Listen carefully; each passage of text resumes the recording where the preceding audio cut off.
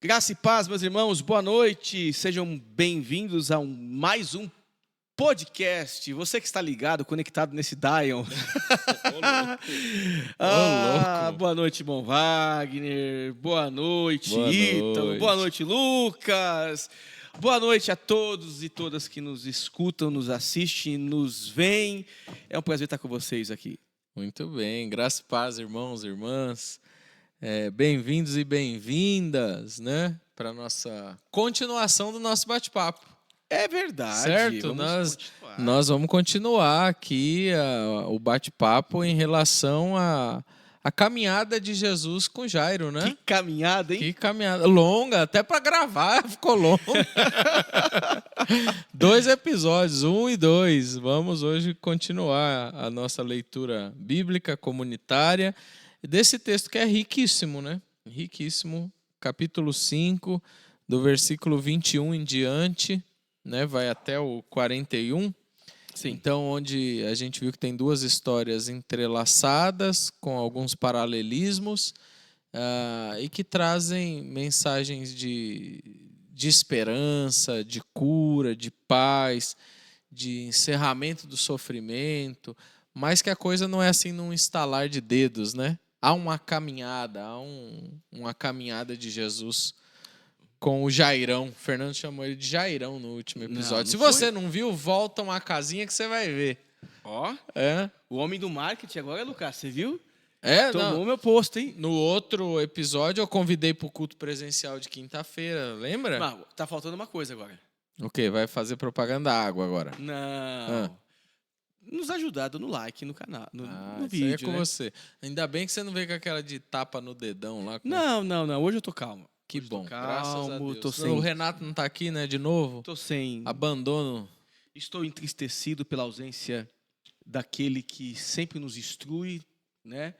E que disse, olha, desculpa, mas eu não tenho tempo para perder com vocês. Exato. Vou dormir. Exato. Vou dormir porque vocês não merecem a minha presença. Foi isso que o Renato, nas entrelinhas, quis dizer, não foi? Foi. No nosso grupo de 3. A gente interpreta do jeito que a gente quiser, né? Exato. Então, Exato. foi esse jeito que eu interpretei. É assim que se faz com a Bíblia em muitos lugares, né? Então, Tem muita gente que faz o que quer da Bíblia, então a gente vai interpretar do jeito que a gente o WhatsApp, eu interpreto do jeito que eu quiser. Exatamente, como me convém. Mas é isso, né? A gente caminhou aí pela história de Jairo, né? Falamos Só até a metade. Só até metade, porque na verdade a história de Jairo foi interrompida, né? Pela história de uma mulher. Por uma figura enigmática, porém muito interessante, que também apresenta a sua angústia aos pés de Jesus, né?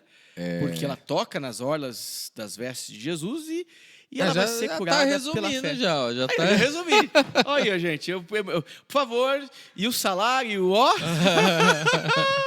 Já fez o papel do resumista. É isso, né? Antes de orar, eu já resumi o texto, né? Tô vendo. Empolgou aí. Empolguei. Pra ver como o texto é bom. Exatamente. Mas vamos orar, né? Você Vamos. dá graças, por favor. Com certeza. Pai, nós oramos agradecidos a Ti pelo privilégio de podermos continuar a leitura do texto sagrado juntos, coletivamente, ampliando essa leitura nos nossos cultos de quinta-feira, junto com os nossos irmãos presencialmente. Muito obrigado, Senhor, porque o Senhor tem nos abençoado nessa caminhada. Já que estamos refletindo sobre caminhada com Jesus, nós te agradecemos por essa caminhada de leitura bíblica. Muito obrigado, Jesus. Pedimos a tua bênção sobre nós, o sopro do teu Espírito, a ampliação do entendimento, para comentarmos o texto bíblico. Ajuda-nos para a glória do teu nome, nós oramos e já te agradecemos, Deus, no nome que é sobre todos os nomes, no nome de Jesus. Amém. Amém. Bom, é isso que nós já introduzimos aqui, né, Wagner? Muito bem, Dessa vez o resumo foi compartilhado, né? Foi, né? A gente foi batendo bola aqui, a gente começou a leitura na semana passada do versículo 21, que apresenta a história do Jairo, que clama a Jesus por um milagre, porque a filha dele estava enferma. E a gente viu e ampliou a ideia de que Jesus foi com ele quando ele chama Jesus para ir até a sua casa. E Jesus, então, prontamente fala, não, eu vou com você, vamos caminhando. No meio do caminho, Jesus é surpreendido pela mulher que sofria há 12 anos com um fluxo sanguíneo, uma hemorragia constante. E aí é a história que a gente conhece, que ela toca nas vestes de Jesus. Jesus fala, opa, espera aí, alguém me tocou, porque de mim saiu poder, saiu dunamis. Ele é repreendido pelos seus discípulos, mas Senhor, todo mundo te tocou, rapaz. Que negócio é esse que alguém me tocou? Todo mundo te tocou. Aí Jesus então dá essa explicação. Não, me tocaram de uma forma diferente. E essa mulher toda amedrontada então se expõe diante de uma multidão, diante de um público judeu, diante de diversos homens, uma mulher tem voz, né? Tem coragem. E explica a sua situação, e Jesus, então, acolhe essa mulher, mesmo amedrontada e tremendo. O texto diz que ela treme de medo, né? De todo o contexto e situação. Mas Jesus acolhe ela com uma palavra maravilhosa, chama ela de filha, né? Se para o judeu a mulher não tinha valor, era comparada a um cachorro, Jesus dá, então, dignidade a essa mulher, né? Chama ela de filha e ainda declara, a sua fé te salvou, a sua fé te curou. Vá em paz e fique livre do seu sofrimento. Jesus liberta ela, livra ela, cura ela de um sofrimento de 12 anos, né? Que é uma vida. A filha de Jairo tem 12 anos. É uma vida. Então Jesus opera esse milagre. E aí a gente parou aqui, cara, né? A nossa última conversa, por mais que a gente deu alguns spoilers do que vem adiante, mas nós paramos aqui no versículo 35, que aí eu sugiro a gente ler novamente para depois a gente comentar um pouco mais desse texto. Certo? E vamos tentar chegar no capítulo 6, né? Vamos ler até terminar o 5 e depois a gente lê essa introdução do 6. Fechou. Porque aí acho que fica uma coisa... As histórias são um pouco diferentes, né? Um pouquinho. Por mais que possa ter alguma relação... mas... Porque essas coisas... Jesus acabou de vir de Gadara, agora já está nas terras aqui de Cafarnaum... E ali ele vai estar na sua pátria, no capítulo 6. Né? Exatamente. Então tem um tour aí geográfico. Mas vamos para o texto, então. Capítulo 5, versículo 35 e diante. Parte 2, hein? Parte 2 da história de Jairo. Como a gente explicou, parece que tem um enxerto, né, da história da mulher. Eu vivi... meus presidentes, Lucas, eu vivi para ver Lá vem. o Wagner fazendo parte 2 de algum texto, gente. Tá vendo? A Bíblia diz que as más conversações corrompem os bons costumes. Eu tinha um bom costume. Ser objetivo. Agora vivi. Tô prolixo. Tá vendo? Eu vivi. Não sou eu, é o texto que diz. Eu vivi para ver o Wagner fazendo parte 2 de alguma coisa. Não é porque eu tô acompanhado. Se eu tivesse sozinho... Não, já tava acabando o 6 há muito tempo. Já estava no capítulo 15. Já tava lendo o Evangelho de Lucas, rapaz. Vamos lá. Versículo 35 do capítulo 5. Enquanto Jesus ainda estava falando, chegaram algumas pessoas da casa de Jairo, o dirigente da sinagoga. Sua filha morreu, disseram eles. Não precisa mais incomodar o mestre. Não fazendo caso do que eles disseram, Jesus disse ao dirigente da sinagoga, não tenha medo, tão somente creia. E não deixou ninguém segui-lo, senão Pedro, Tiago e João, irmão de Tiago.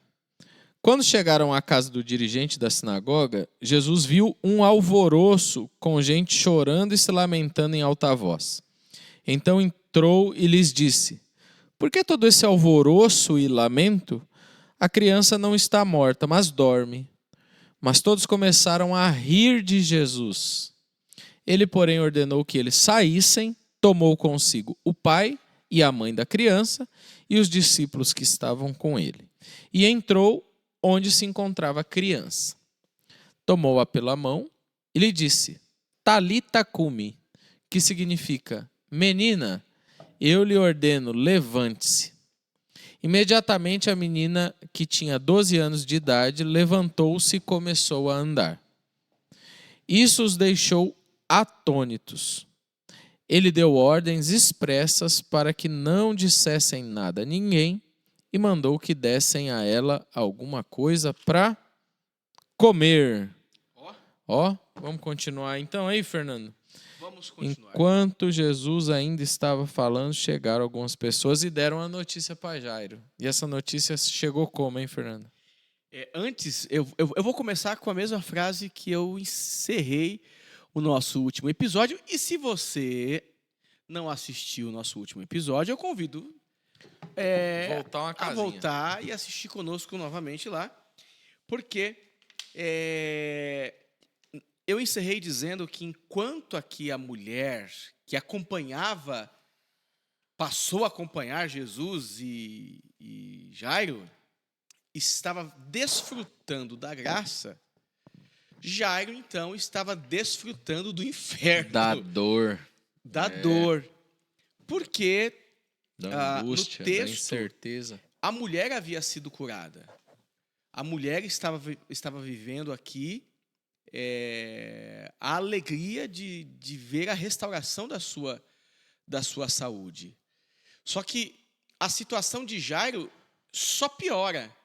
Como nós já falamos no episódio passado, a situação religiosa, porque ele está andando com o herege e está andando com a impura.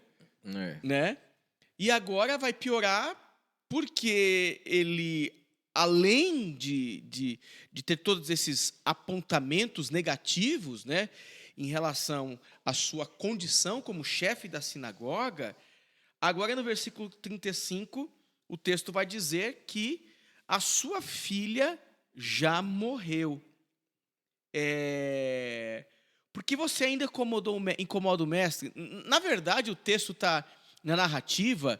Parece-me que as pessoas estão chamando Jairo para se despedir de Jesus, aqueles que estão perto, né?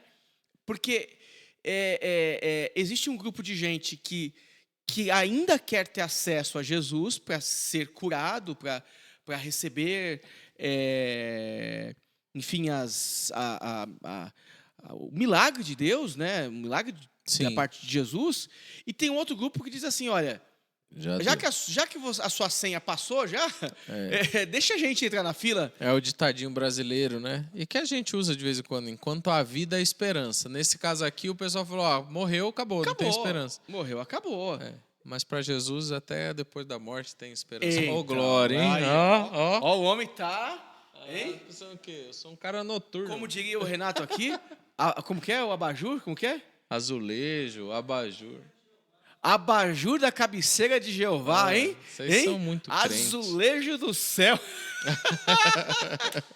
Mas é interessante isso, né, no texto, né? Porque um grupo de pessoas mais ou menos está dizendo assim: olha, a sua chance de receber alguma coisa acabou.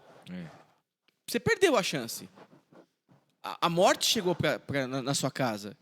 Não tem mais jeito para você. Não tem mais esperança para você. E é tão... A Bíblia não vai descrever a reação do Jairo. Ela não descreve aqui. Só que ela descreve a reação do próprio Jesus. E imagina, nós somos pais, bicho. Imagina você sabendo que o Isaac está doente. Eu imaginando que uma das minhas filhas está doente. Você tá maluco. E tô voltando para casa levando esperança. Porque Jesus aqui é esperança para Jairo. E no meio do caminho eu sou surpreendido por alguém dizendo: acabou, sua filha morreu, seu filho morreu. Rapaz, imagina o impacto emocional disso no Jairo. Então não é à toa que na sequência Jesus vem e fala para ele não se incomodar, né? Não tenha medo, né? Não tenha medo. Não fazendo caso do que eles disseram. Jesus disse ao dirigente da sinagoga: não tenha medo. Tão somente creia. Gente, isso é bonito demais. É bonito porque esse não tenha medo tem a ver com o pavor da notícia. Como você disse, eu fico imaginando a cena e me colocando nela. Eu estou indo para casa. O meu destino já era a minha casa. Sim. Já era a minha casa. Não era um. Eu não estou recebendo uma notícia e estou voltando. Não, já era a minha casa. E aí, nesse percurso, Jesus olha para o Jairo e fala assim: olha, eu faço ideia do que você está sentindo. Então, não tenha medo. Apenas acredite. Cara, como não ter medo? Como não se desesperar? Como não dizer, já era, acabou, foi embora, saiu, foi derramado, está saindo entre os dedos a minha vida. Jairo, ele está diante do inesperado, porque ele esperava, na verdade, o comprometimento de Jesus em caminhar com ele que gerasse algum tipo de resultado. Sim, que era a cura, né? Que é a cura. Jesus se comprometeu em andar comigo pelas ruas onde eu estou sendo julgado.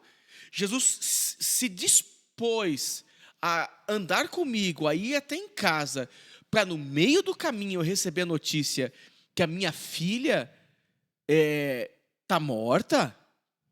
Aí Jesus vem e diz: olha, não tenha medo. Apenas creia. Jesus é especialista em tirar o medo, né? A mulher também estava tremendo de medo na frente dele, né? Ora, E ele falou: fique em paz, mulher. no início antes do capítulo 5, o início dessa sessão de milagres, o que acontece? Jesus está com quem no barco? Com os discípulos, né? E o que Jesus fala para os discípulos? Calma. Vocês não têm fé.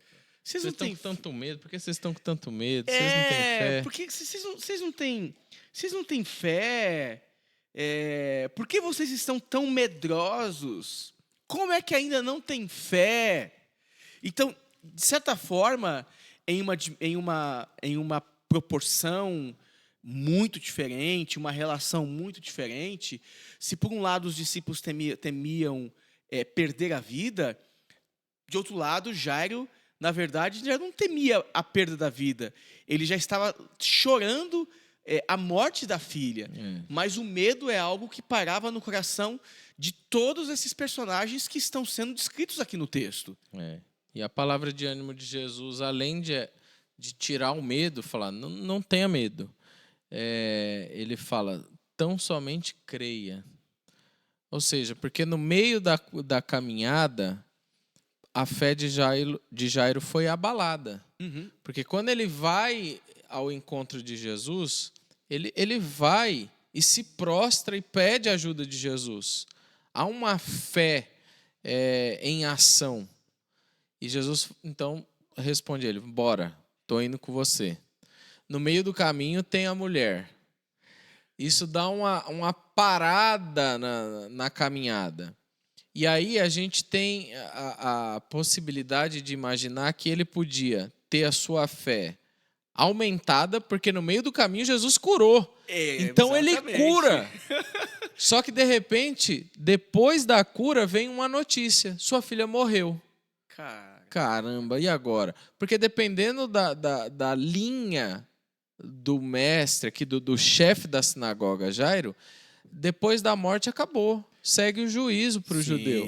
Não há qualquer tipo de possibilidade de reencarnação. Porque o que acontece quando uma pessoa morre e é ressuscitada, ela reencarnou. Né? O Lázaro foi reencarnado, foi ressuscitado. Isso não é uma crença comum ao judeu. Para muitos judeus isso é impossível. Sim. Dependendo daquilo que Jairo acredita, acabou as esperanças dele quando veio essa notícia. Por isso a resposta de Jesus: não tenha medo, cara. Não tenha medo. Porque a morte impõe medo. Uhum. Falar de morte é falar, em alguns lugares e contextos, é falar de medo. Não é todo mundo que fala da morte de peito aberto e com tranquilidade. Morte é sinônimo de medo. Chegou a notícia: sua filha morreu. Ele, então, desencadeia o medo. Jesus percebe isso e fala: rapaz, mantenha aquela fé do rapaz que chegou diante de mim e se prostrou. Somente creia. E Jesus protege ele. Porque assim, eles estavam caminhando numa multidão. Tinha uma galera acompanhando essa marcha até a casa de Jairo. E aí Jesus tomou uma atitude. Não deixou ninguém mais segui-los. Daqui para frente só vai Pedro, Tiago e João. É isso. Não chega de multidão. Chega de um monte de gente. Gostei disso, hein? Não tinha feito essa leitura, não. Ai, Dessa relação de cuidado de Jesus para com Jairo, né? E olha só quanta coisa acontece em uma curta caminhada.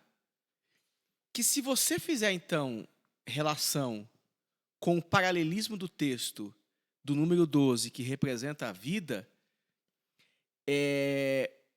essa curta caminhada, ela então está relacionada com as muitas circunstâncias que a gente vai enfrentar ao longo da vida, que são aterrorizantes, que são inspiradoras ao mesmo tempo, porém a gente não foi vacinado contra a possibilidade de desanimar diante aquilo que é humano. Que é humano. Porque ele está vivendo... Olha só os altos e baixos, né? Ele começa num processo, então, de clamor. Jesus responde a esse processo de clamor, como você disse, né? Sim. Estou repetindo o que você acabou de dizer. Alto e baixo. Aí está lá em cima. Aí a mulher é curada, aumentou mais. Aí ele está caminhando, a filha morre, e ele só sabe disso porque ele recebe a notícia da filha que está morta. E a multidão, na verdade, manda que ele vá embora. Chega, não precisa mais incomodar o mestre. Vaza daqui. Acabou. Ou seja, são aqueles que seguem Jesus que estão dizendo que não tem mais esperança. Porque quem traz a notícia, de certa forma, já cria em Jesus. Porque chama de mestre. Chama de mestre, exatamente. Então você não precisa mais incomodar o mestre. Então, pessoas no contexto do próprio Jairo já tinham essa fé. Já alimentava ou cultivava essa fé em Jesus, né? E a caminhada é essa, altos e baixos. Em determinado momento, Jairo está crendo, mas nesse momento ele precisa novamente de uma segurança de Cristo. E Cristo dá essa segurança para ele, né? Cara, que legal. E ainda impede que porque na vida nós não vamos encontrar só pessoas que nos animam.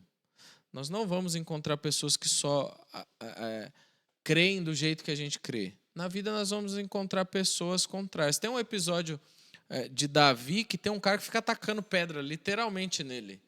Eu não lembro agora o texto. Não é do The Chosen, não, né? Não, mas nem aparece Davi em The Chosen, rapaz. O The Chosen atravessou tudo aqui. The Chosen com Davi, rapaz. Estamos no Novo Testamento, The Chosen. Não, o The Chosen tem um poder tão grande que pode ser que ele... Eu acho que o Fernando tá mais fã de The Chosen do que eu, viu, meu? Ele tá camuflando aí. Mas na vida nós não vamos encontrar só pessoas que nos incentivem nos nossos projetos. Isso é legal. Né? E Jesus, então, percebendo isso, protege o Jairo e caminha com menos pessoas até a sua casa. E aí, quando eles chegam na casa do dirigente da sinagoga, Jesus viu o alvoroço, viu a gritaria, né? com gente chorando e se lamentando em alta voz. Era muito comum nesse tempo ter as carpideiras, né? Não sei se é o caso aqui. É o caso aqui. É o caso? É o então, caso. Maravilha. Então já tinha os profissionais do luto lá, né? É o caso aqui porque existe na Mishnah. Mishnah é um texto, né, do judeu, né? Que explica as leis, né? Que reconta a história do povo e que dá direcionamento para a crença judaica, né? Enfim, tem interpretações de textos, enfim, muitas coisas a respeito do judaísmo, né? Das leis do Antigo Testamento. Mas existe uma ideia presente na Mishnah de que para você que o homem, e aqui no caso homem, gênero masculino mesmo, ele deve ser honrado pelo menos 2 vezes ao longo da vida. 2 vezes. Uma é no casamento. Que ele precisa ser honrado no casamento. E a outra é no funeral. E para isso, ele para ser honrado no funeral, era contratado, né, 2 músicos e pelo menos uma mulher para chorar. Então, em todos os funerais, principalmente de pessoas importantes, era comum ter músicos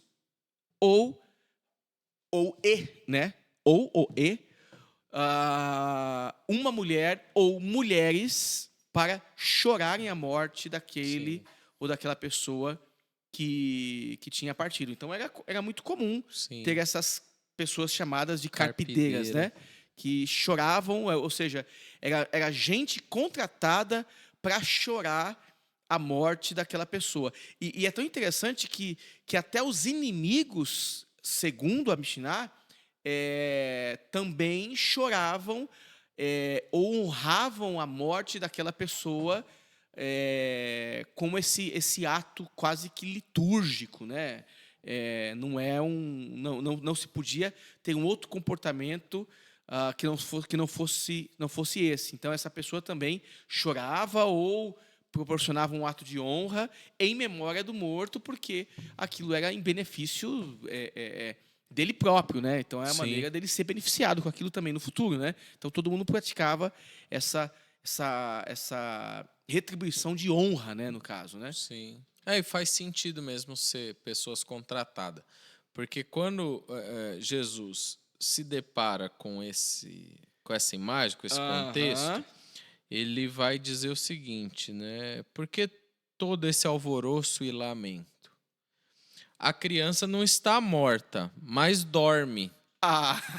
Aí qual foi a reação dos profissionais do luto? Esse aqui, que eu acabei de fazer. Todos começaram a rir de Jesus.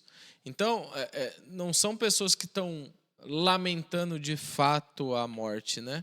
Porque do lamento ao riso em 1 segundo. Não existe. Não. E foi um riso de deboche, né? Começaram a rir de Jesus. Você tá maluco? Que dorme o quê? Acho que se fosse sincero, na verdade, levantaria a raiva, né? Pô, pera lá, quem é você que tá para dizer aqui que a nossa sobrinha, a nossa pequena aqui, enfim, tá dormindo? Exato. Inclusive, Jesus poderia falar o que ele quisesse, né? Sim. Porque dormir na perspectiva de Deus é simplesmente passar da morte para a vida. Então, ele dizer que está dormindo, ele é autor da vida, ele que dá a vida. Então, ele podia falar isso. É que a gente não tem como afirmar que ele disse assim, não, ela dorme, mas no sentido de que, não, ela está aqui comigo, né? Porque não tem espaço-tempo para Deus. Não tem. Não tem isso. Né? Tem. Mas, para quem ouve, entendeu que ela estava num sono. Né? Tá dormindo. E o pessoal já tinha visto que não, que ela tinha partido dessa para a eternidade, né? E ri. E a reação de Jesus é simplesmente tirar os incrédulos da cena. Né? Vocês riram? Então tá bom. Então ele ordenou que saísse todo mundo. Só ficasse o pai, a mãe e os discípulos. Jesus também está cuidando desses discípulos, porque esses são os mais próximos de Jesus, né? Pedro, Tiago e João. Sim. São os mesmos que vão estar lá na transfiguração. Sim.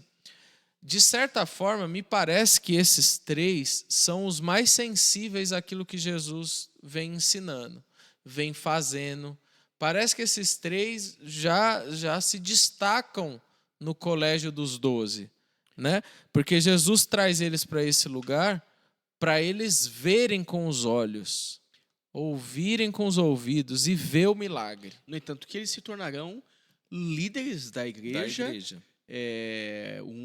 O Pedro, em especial, né, figura essa que eu gosto bastante,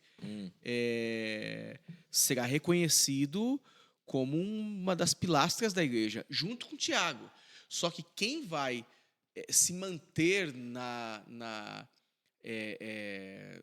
como o grande líder da igreja, Pedro. É Pedro, né? Junto com o apóstolo Paulo, né? Pedro e apóstolo Paulo. Pedro vai dar sequência, no entanto que a Igreja Católica tem Pedro como o primeiro apóstolo e essa pedra fundamental da igreja, né? Sim. E até hoje ele é o grande santo da Igreja Católica, ponto. Ele é o cara mesmo. E, de fato, no contexto apostólico, Pedro é um dos maiores mesmo, Sim. junto com Tiago e João. São os maiores mesmo. São. Isso é um fato. Então, o texto... Eu achei muito bacana essa sua fala, Wagner, de falar do cuidado de Jesus com esses discípulos e o cuidado de Jesus com essa família, né? Com esse pai e com essa mãe aqui também que agora está chorando. Então, não é mais agora só o sofrimento do pai, do Jairo, chefe da sinagoga. É o sofrimento do pai e da mãe que família. Jesus agora vai cuidar deles em casa, dentro da casa. Sim. Porque nesse expediente em que eles agora estão sozinhos, né, estão a sós com Jesus, que Jesus vai tomar a criança pela mão. E aí eu fico imaginando a cena. Jesus... Num quarto, 3 discípulos, um pai e uma mãe. Desesperado. O que vai acontecer? Aí Jesus pega a criança pela mão, solta uma frase em aramaico, que é justamente a língua tradicional do hebreu, né? Sim. A língua comum. Que Jesus comumente falava. Sim, os judeus falavam. O aramaico aqui não tem nada de místico, profético, não. Era a língua comum dos pobres dos judeus. Agora, o que eu acho interessante nesse texto é que o autor faz questão de escrever em aramaico, né? Talita cumi. Ele escreve e depois ele dá o significado. Por quê? Porque a expressão era comum. Eu vi um autor dizendo uma vez que era como se fosse uma mãe acordando a sua filha pela manhã para tomar café para ir para a escola. Era essa expressão gentil que a mãe dirigia ao filho ou à filha. Talita cumi. Levanta. Está na hora de ir para a escola, por exemplo. Era uma ordem, um despertar carinhoso, gentil. E a tradução é legal, porque assim, você pode pensar, mas o texto não foi escrito em grego. Mas o texto, em alguns lugares, não é mesmo escrito em aramaico. Aonde ele está em aramaico é porque ele tem uma força, ele tem uma conotação maior, porque o texto está escrito em grego.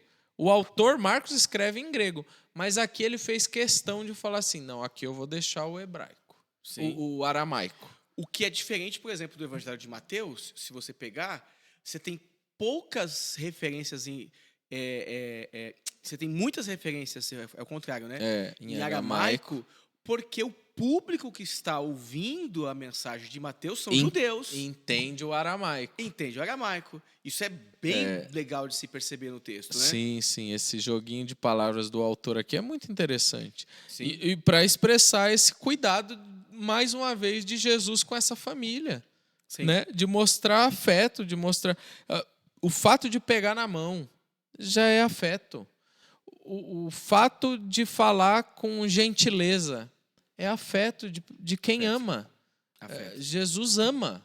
E o texto do Evangelho de João vai dizer que ele nos amou tanto que ele amou até o fim. E também tem um outro detalhe aqui, Wagner.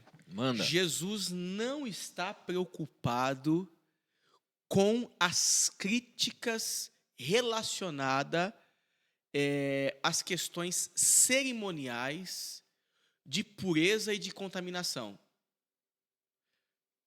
Jesus não tem compromisso com esses rituais. Não, agora há pouco mesmo, no episódio da mulher do fluxo de sangue, você brincou várias vezes, né, sobre...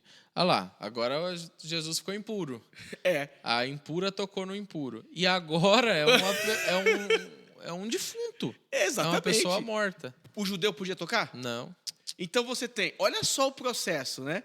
Você tem Jesus sendo tocado pela mulher, pela impura, e agora Jesus tocando um corpo, uma pessoa morta.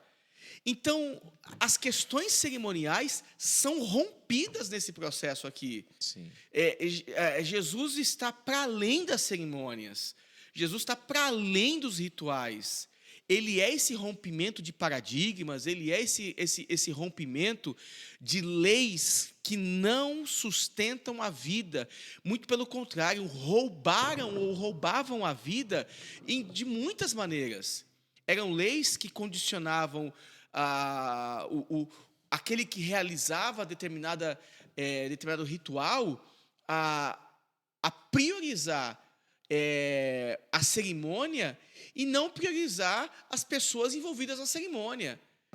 Era o camarada que tinha que, passar fome porque, enfim, não podia trabalhar no dia de sábado porque o sábado era tão sagrado que ele não servia a vida. Muito pelo contrário, a vida que servia ao sábado, né? Então, essa ideia, Jesus está rompendo aqui.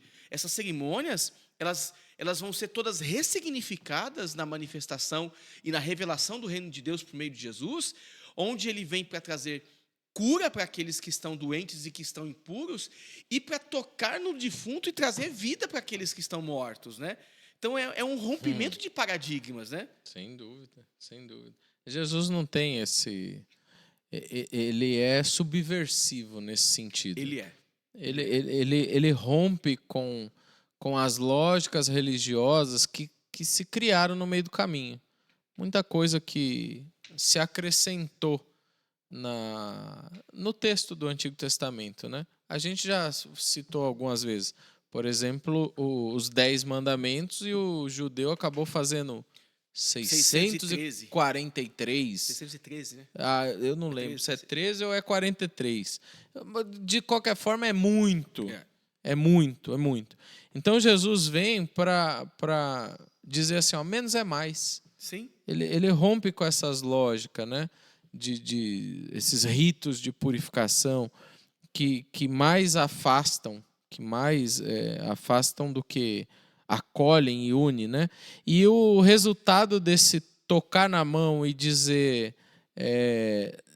menina, eu te ordeno, levante-se, o versículo 42 traz a resposta. Imediatamente a menina, que tinha 12 anos de idade, levantou-se e começou a andar. E isso deixou todo mundo embasbacado, atônito. Ela ressuscitou. Diante dos olhos ali de 6 pessoas com Jesus, né? Na cena. Então a menina simplesmente ouviu esse chamado gentil e começou a andar.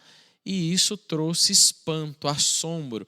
E parece que esses espantos e assombros vêm acompanhando esses 3 discípulos aqui. Que isso? Porque lá onde o vento virou brisa, eles presenciaram e eles ficaram embasbacados também, que eles falaram, quem é este que até o mar lhe obedece?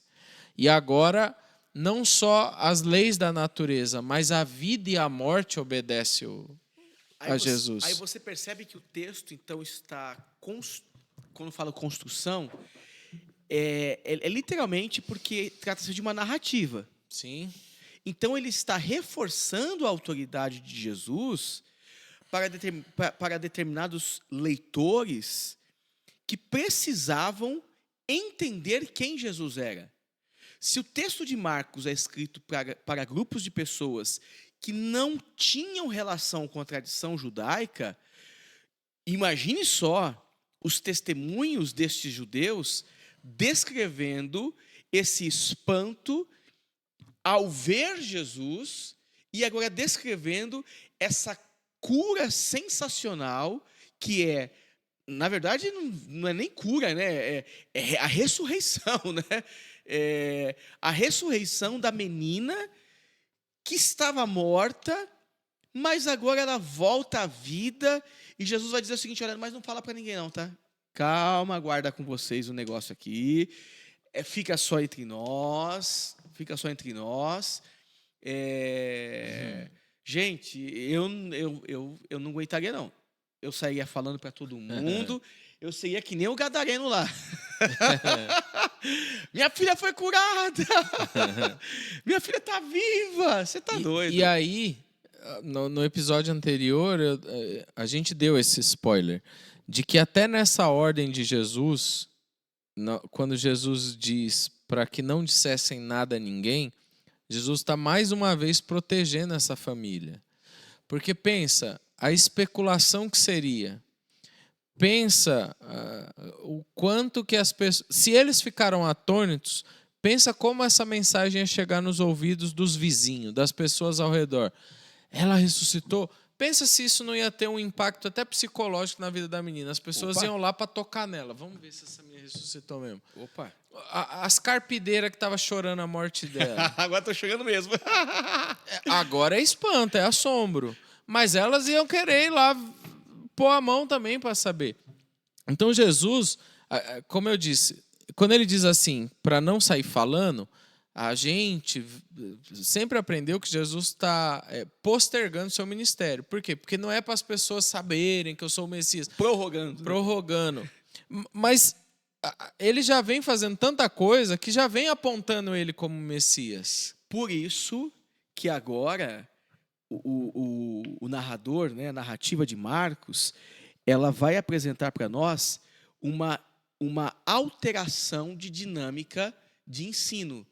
Porque se, por um lado, Jesus, o texto está demonstrando, revelando o Cristo como este que opera milagres, agora o texto vai mostrar Jesus como aquele que ensina. Porque a partir do capítulo 6, onde nós vamos introduzir agora, né, nós temos o ensino de Jesus. Jesus aqui ele está ensinando. E esse ensino trará também o mesmo espanto para quem está ouvindo.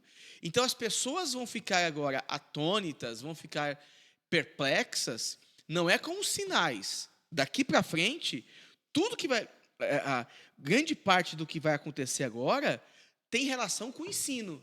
Sim. E não mais relação com os sinais miraculosos, poderosos de Jesus. E sim com esse que consegue ou tem habilidade, que no mínimo é dada por Deus, segundo os religiosos, de ensinar, de debater a respeito do texto.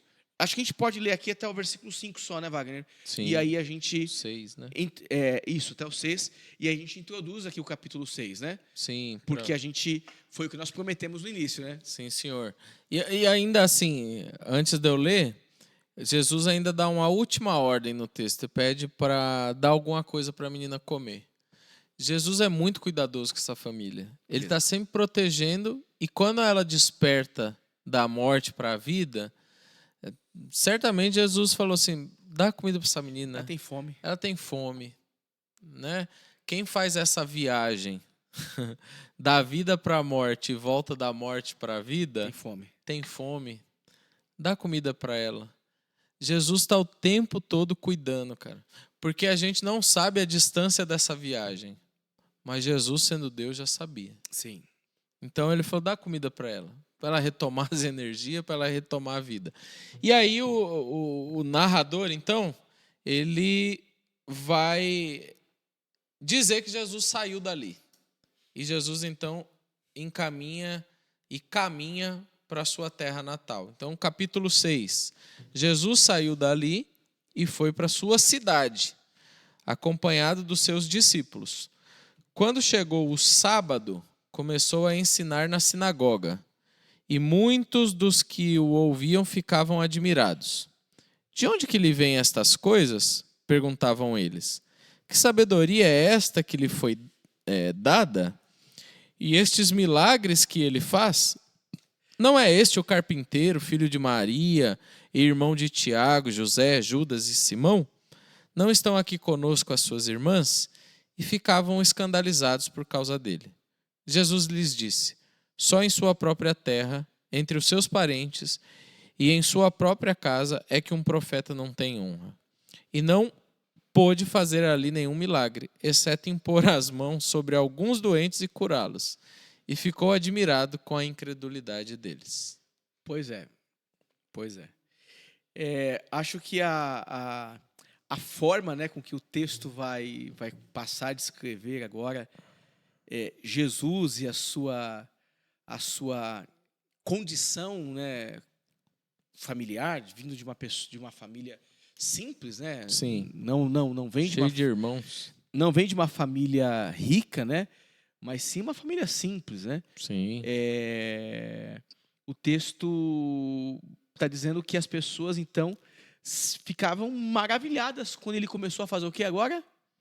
Ensinar. A ensinar.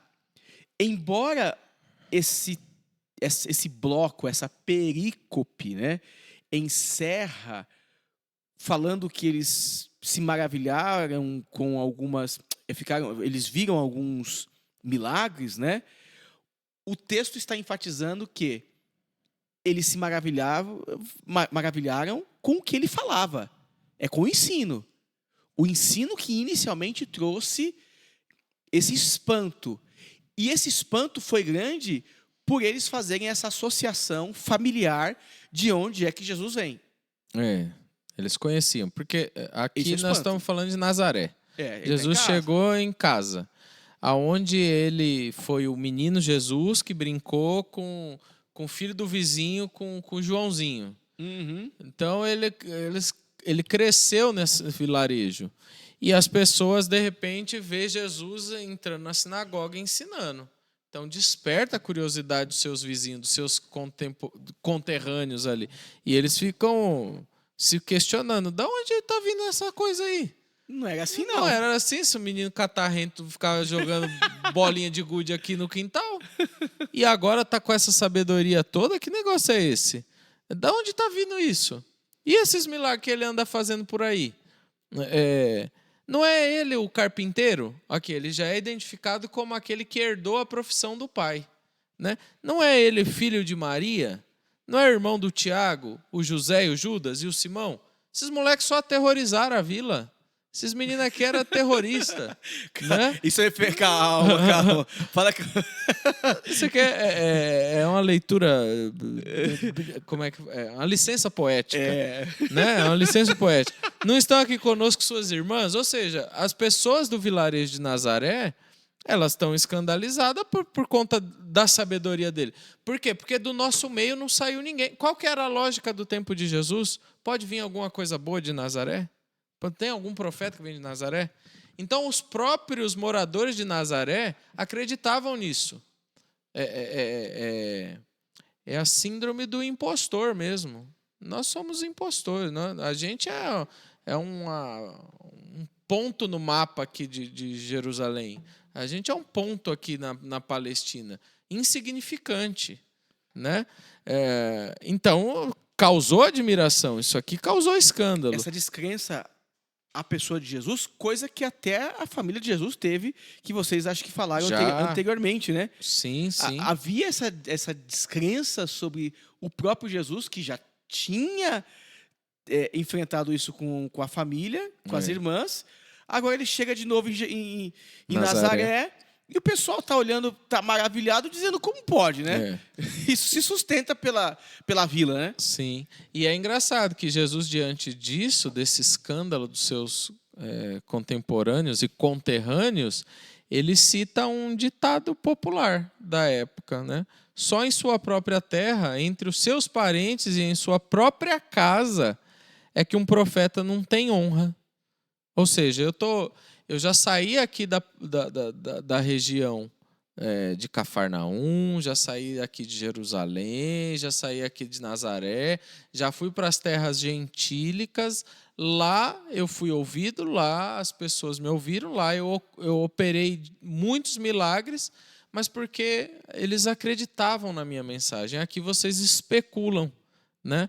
E aí o texto é engraçado, né? Porque diz assim: não pôde fazer ali nenhum milagre. Aí coloca, exceto impor as mãos sobre alguns doentes e curá-los. Uai, parece contraditório, né? Não pôde fazer ali nenhum milagre, exceto impor as mãos sobre alguns doentes e curá-los. Tá aí. Alguma coisa ele operou. Alguma semente ele deixou lá em Nazaré, né? O texto está mal contado, né? Há uma contradição na explicação, né? Mas o fato é, ele curou alguns. Sim. Porque senão ele não traria essa informação. Mas ele também ficou admirado com a incredulidade dos seus contemporâneos. Não quer dizer que a gente conviveu junto, que a gente cresceu junto e que eu não posso ser usado por Deus, operar milagres, né? É que a gente tem essa tendência também, né, Wagner, de gerar descrédito nas pessoas, né? Parece-me que as histórias se repetem, né? Sim. E no Brasil tem o ditadinho, né? Em casa de ferreiro, espeto de pau. É a mesma coisa. A gente sempre utiliza inconscientemente essas frases, ou tem esses comportamentos de dizer, olha, isso aí lá atrás, em outros carnavais, não era flor que se cheira, né? Isso aí deu trabalho, vamos ficar com o pé atrás. A gente tem essa predisposição em desconfiar das pessoas, em não dar crédito, não oportunizar a elas, sabe, essa possibilidade de demonstrar que elas são melhores e de que elas mudaram. E como você disse, de que elas podem ser usadas por Deus. Sim. Isso é uma lição importante que a gente precisa aprender. Claro. Né? Porque eu posso ter tido esse passado não tão bom assim na vida, e aí quem me conheceu lá atrás e me vê hoje, fala assim, quem viu o Fernando lá atrás... Quem te viu, quem te vê. Quem te viu, quem te vê, hein? Ó, vou ficar com o pé atrás, porque lá, quando você era mais jovem, você aprontou muito, então não sei não, hein? Uma vez... Quem aprontou vai continuar sempre aprontando na vida, né? Então, é óbvio que não é com essa dimensão, né? Sim. Mas a gente tem um Jesus que, para a vizinhança, a população, não merece essa honra toda. Sim. Por aquilo que eles acham que Jesus era incapaz de fazer. E agora tem o Jesus que se revela como alguém que opera milagres. E aqui, como alguém que ensina na sinagoga no sábado, que tem essa condição de um mestre. Quem é Jesus? Quem é esse Jesus? Filho da Maria? Não, é outra pessoa. Ele recebeu alguma coisa aí que não sei o que é não, viu? Como é que pode um cara que saiu do mesmo contexto que a gente ter essa sabedoria e a gente não tem, né? Exatamente. Mas isso é interessante de pensar, porque se a gente lê o texto de forma corrida, a gente não faz essa correlação que você acabou de fazer, mano. De estagnar a pessoa numa experiência passada, resumir ela, reduzir ela ao que ela foi num passado. Exato. Excluindo a possibilidade de mudança. Isso é legal. De metanoia, né? A gente vive falando de metanoia, mas isso é legal. A gente estagna, né? Reduz a pessoa. Não. todo mundo que tem um contato com a graça, meu amigo, esquece, ela nunca mais vai pecar igual. É óbvio que a Bíblia nos dá o direito de provar os espíritos no sentido de Deus me dá o discernimento. Claro. A gente vem batendo nisso há algum tempo, né?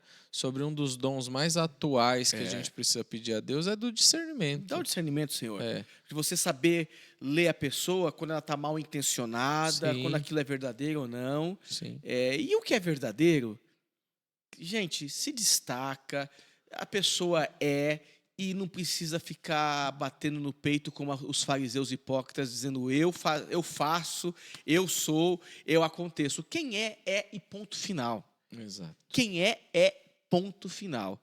E é o que Jesus é e ponto final. Exatamente. Ele é em amigo. Nazaré, ele é em Cafarnaum, ele é em Gadara, ele é onde ele estiver. Ele é Deus, ele é íntegro, ele não é fragmentado, ele é Deus, ele é Amém. Deus. O que eu fiz em todos os lugares desde quando eu saí daqui de Nazaré, eu faço também aqui em Nazaré. Talvez por isso, talvez o autor fale isso. Não, ele pôs a mão na cabeça de alguns lá e os curou.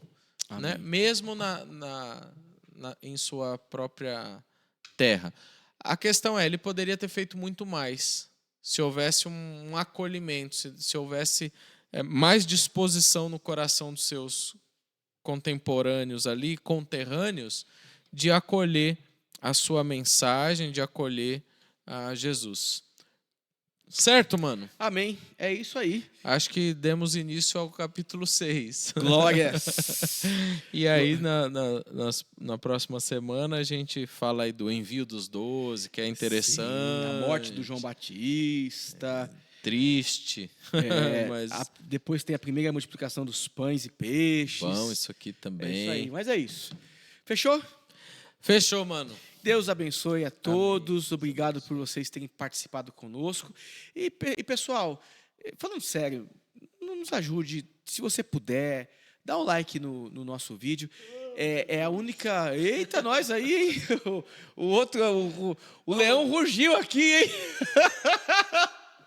Uma vez foi o Renato. Foi o Renato ali. Hoje foi eu. O leão rugiu aqui, gente.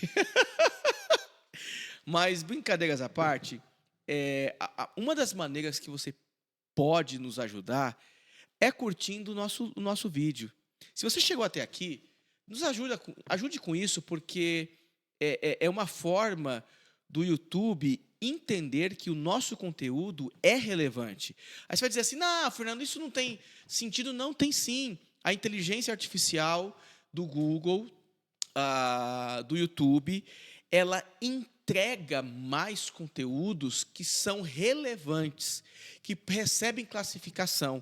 Então, quanto mais você comentar, quanto mais você curtir, isso reverte em mais pessoas tendo acesso a esse conteúdo.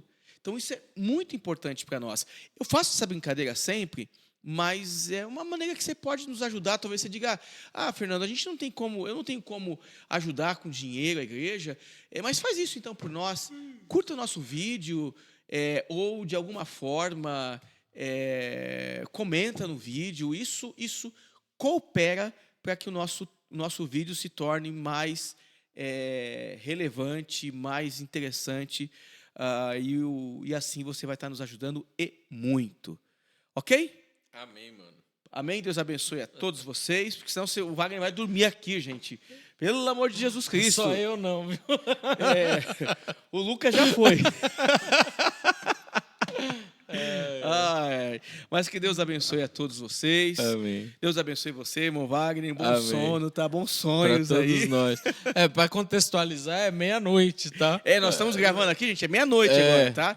Então, nos ajude aí. Coopere com os nossos esforços aqui em produzir conteúdo para vocês. Amém. Amém? Amém, mano. Fechou? Fechou. Pai, obrigado por esse tempo de aprendermos da sua Jesus. palavra. Obrigado. Que a gente possa ter essa consciência de que o Senhor está conosco e de que nos momentos mais difíceis o Senhor caminha conosco e nos diz, ó Deus, e fala ao nosso coração para nós não termos medo. Amém. E continuarmos exercitando a fé. Amém. Essa é a mensagem, Pai, que eu espero que os meus irmãos carreguem nos seus corações e percebam, Senhor, o quanto servimos a um Deus poderoso que cuida de nós, Pai.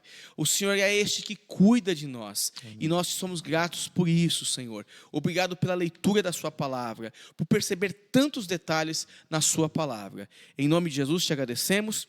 Amém, amém, amém. E amém. Amém. Deus abençoe. Fiquem na paz.